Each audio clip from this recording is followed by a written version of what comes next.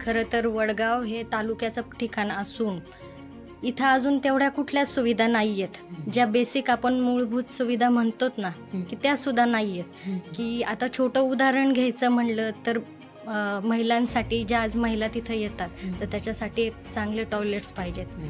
त्या नाही आहेत. त्याच्यानंतर बाजारपेठ, जी आज बाजारपेठ कशी पाहिजे, की डेली तिथं फ्रेश भाजीपाला आला पाहिजेत.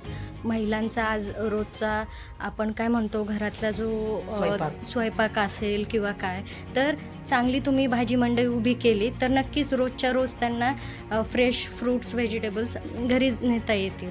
की ते आठवड्यातून एकदा नेण्यापेक्षा डेली नेलं तर त्याच्यासाठी एक भाजी मंडई खूप महत्त्वाची. आणि त्यातून आरोग्य पण चांगलं राहील. बरोबर. आणि वडगाव हे तालुक्याचं प्रमुख ठिकाण असल्यामुळं कनेक्टिंग गावातले बरेच आजूबाजूचे जे लोक आहेत ते तिथंच येतात. काही त्यांची कामं असतील, बाजारपेठ असेल किंवा आज आपण म्हणू ना की हॉस्पिटल्स असतील, तर चांगलं एक हॉस्पिटल देखील तिथं पाहिजेत. ॲम्ब्युलन्स सेवा कुणी पेशंट समजा अचानक अपरात्री काही अपघात झालंच एखादा, तर ती ॲम्ब्युलन्ससुद्धा अवेलेबल नसते. ती जवळजवळ एक 10 ते 15 किलोमीटर लांब जे तळेगाव सोमाटणे शहर आहे तिकडून मागवावी लागते.